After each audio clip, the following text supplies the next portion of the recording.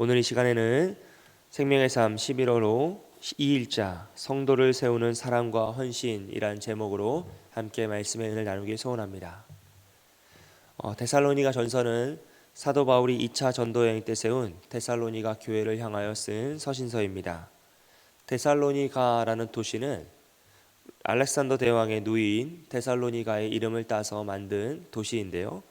이는 로마 시대에 마케도니아 전 지역의 수도로 세워질 만큼 주요 거점 도시였고 또 온천을 소유한 아주 부유한 도시 중 한 도시였습니다. 바울은 유대인들의 박해와 폭동으로 인해 데살로니가에서는 약 3주 정도의 가르침만을 그들에게 말씀을 전하고 도망쳐서 피신을 해야 하는 상황이었습니다. 그래서 시기적으로 따지면 3주 또는 한 5주 정도, 즉 길지 않은 아주 짧은 시간 동안 데살로니가에 머물며 말씀을 전하였다라고 보고 있습니다.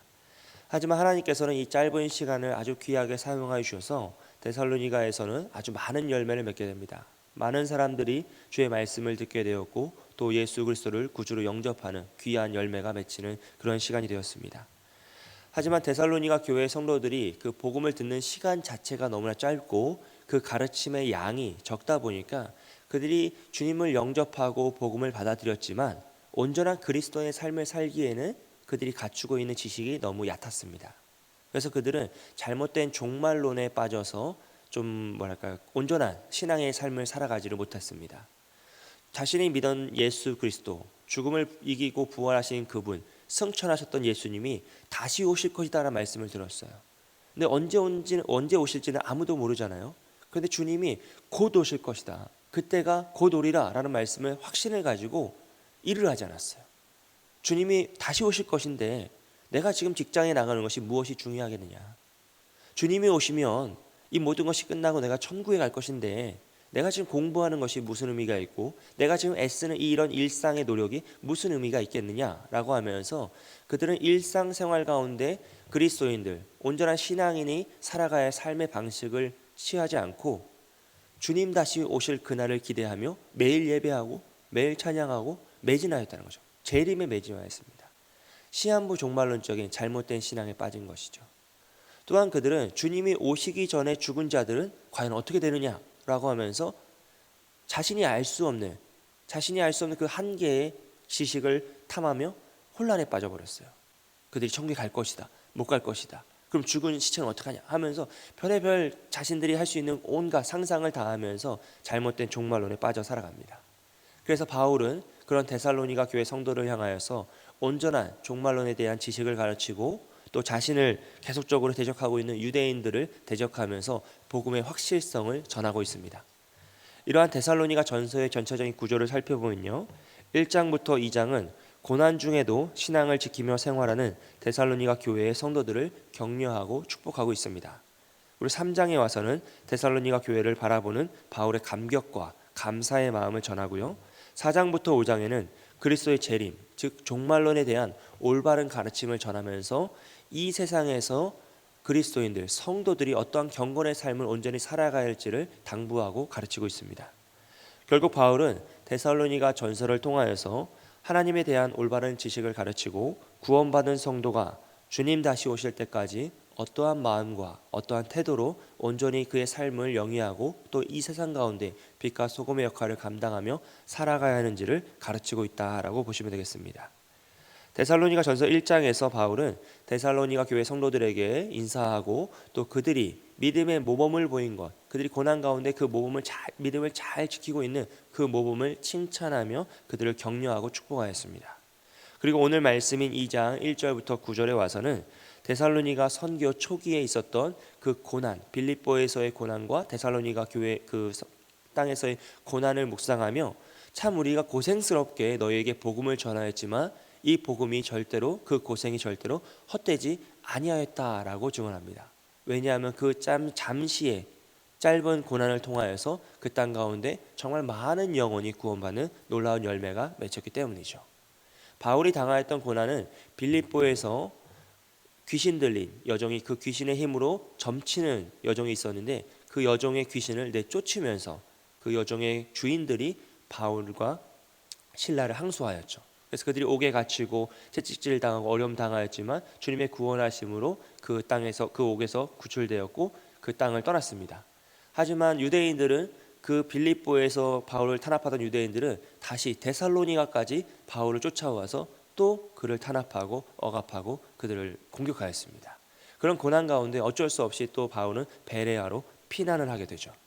이렇게 어쩔 수 없이 유대인들의 그 공격으로 인하여서 짧은 시간 데살로니가에서 말씀을 전하였던 그 바울은 그 데살로니가를 향한 너무나 애끓는 부모의 마음과 그 사랑이 있었어요.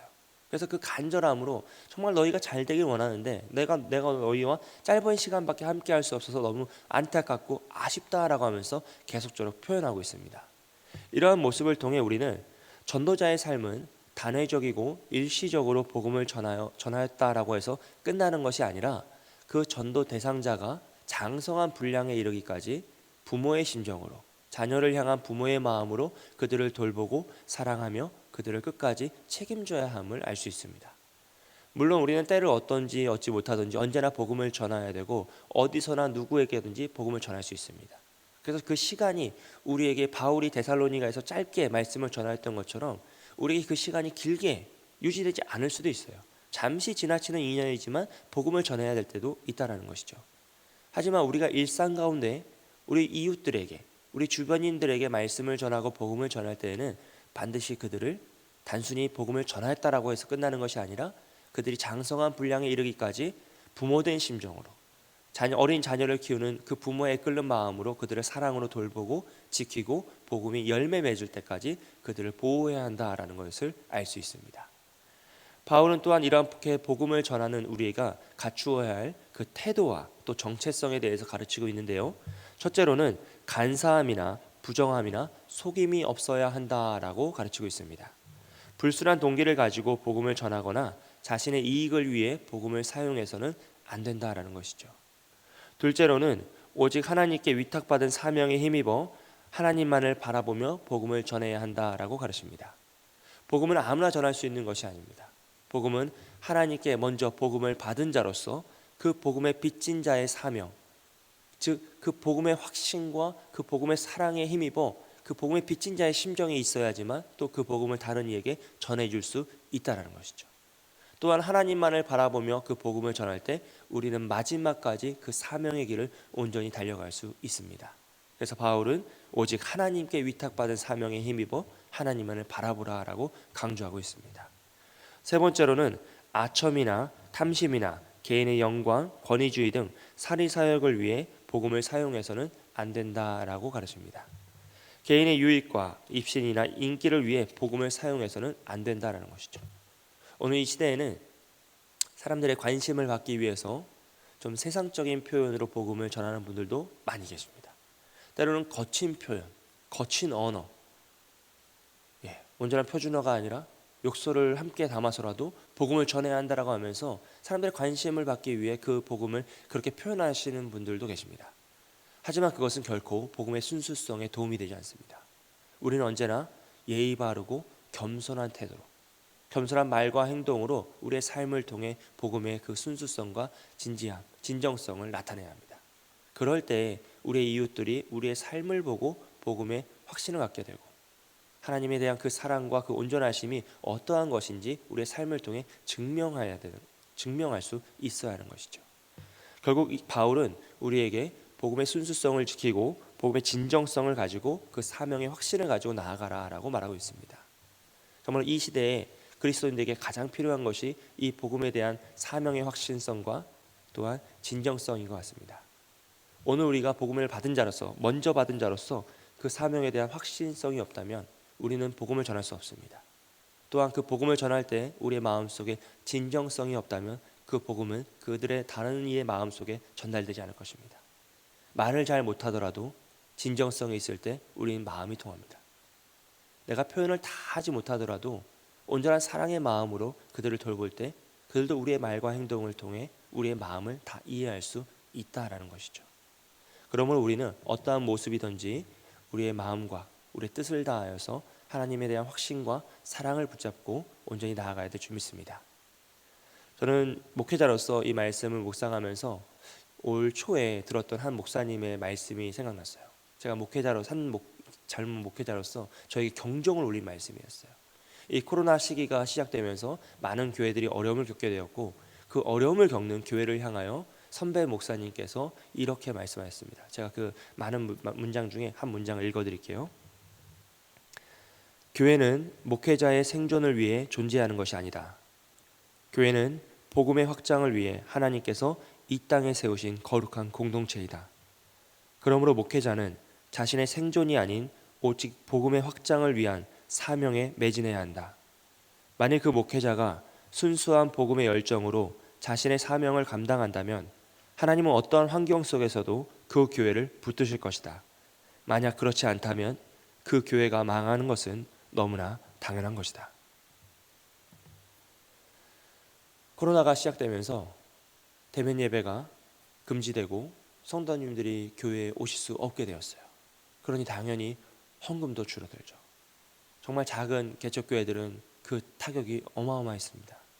실제로 많은 교회들이 문을 닫게 되었고, 정말로 그 예배 처소가 사라지는 현상들이 오늘날도 쉽게 일어나고 있는 것이 현실입니다.